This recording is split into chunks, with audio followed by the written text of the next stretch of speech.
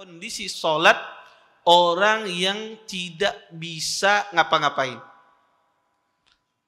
Dia tidak bisa ngapa-ngapain. Artinya dia kondisinya adalah tidak bisa digerakkan. Kepalanya pun tidak bisa menggerakkan. Cuma sekedar matanya, ya, tangannya pun tidak bisa dia gerakkan. Ada orang demikian, kadang terbaring di rumah sakit, tidak bisa menggerakkan apa-apa, ya. Yang ada cuma matanya kedip-kedip, sama otaknya masih sehat.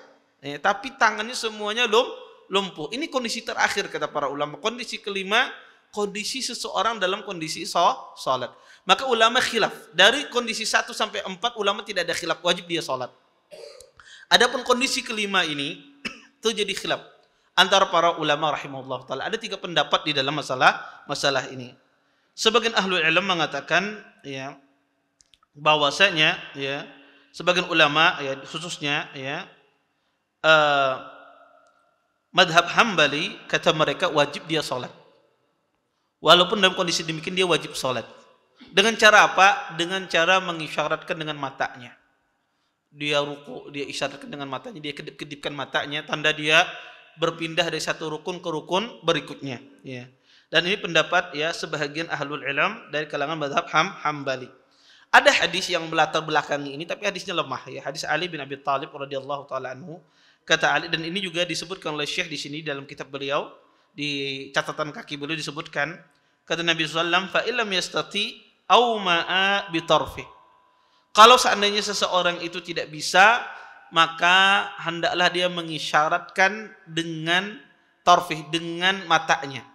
Tapi hadis ini hadis yang lemah. Hadis ini hadis yang lemah, dan ini jadikan sandaran oleh sebagian para ulama, sholatnya tetap walaupun nggak bisa menggerakkan cuma mata, tetap dia wajib sholat. Dan ini pendapat sebagian ulama Hambali.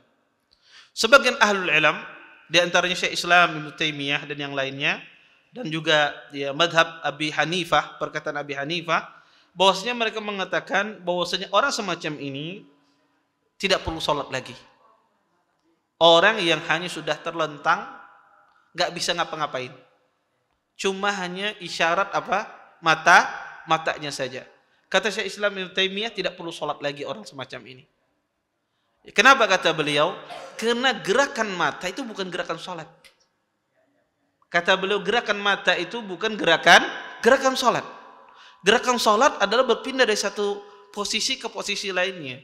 Adapun cuma sekedar dia menggerakkan matanya, membuka, menutup mata, membuka, menutup mata, kata Syekh Islam, ini bukan gerakan sholat, ya.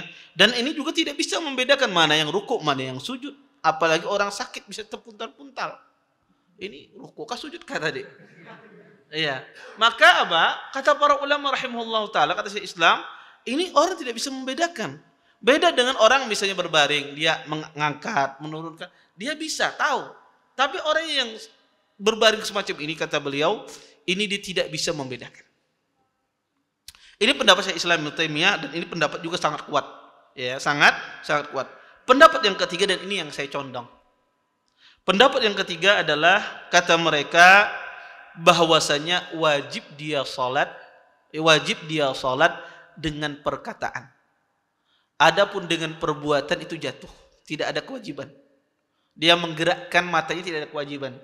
Tetapi selama dia masih bisa berbicara, maka dia wajib menggerakkan salat dengan perbuatan. Dia bertakbir Allahu Akbar, dia baca Bismillahirrahmanirrahim, kemudian dia ruku Allahu Akbar, sami Allahu liman hamidah. Kalau masih dia bisa berbicara dan dia berniat dengan di hatinya, maka tidak perlu dia menggerakkan isyarat.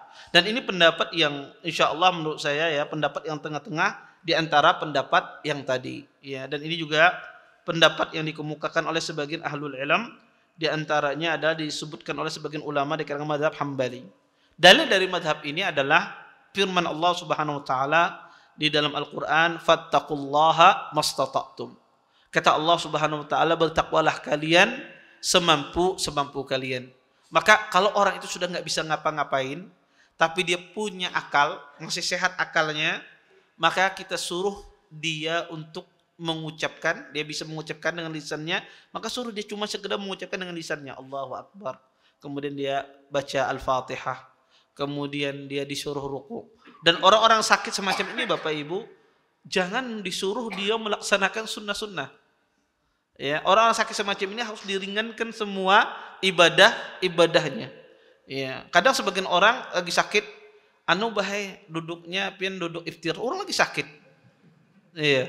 Maka orang-orang sakit itu diringankan semuanya. Iya. Kalau dia hanya cukup pada perkara-perkara yang wajib saja. Orang sakit berat semacam ini cukup dia suruh baca Al-Fatihah, dia ruku, kemudian dia i'tidal dan seterusnya. Yang penting mereka sholat, diringankan. Karena Islam itu, fawaid dari hadis ini adalah kita itu meringankan. Orang yang sakit diringankan semuanya. Kalau seandainya ada yang bisa ditinggalkan dari sunnah-sunnah, tinggalkan, nggak ada masalah. Ya. Kenapa? Karena untuk meringankan, memudahkan bagi orang yang sakit. Terima kasih. Jazakumullah khairan wa barakallahu fikum. Video ini dibuat atas partisipasi dari donasi Anda. Semoga menjadi amal jariah bagi Anda semuanya.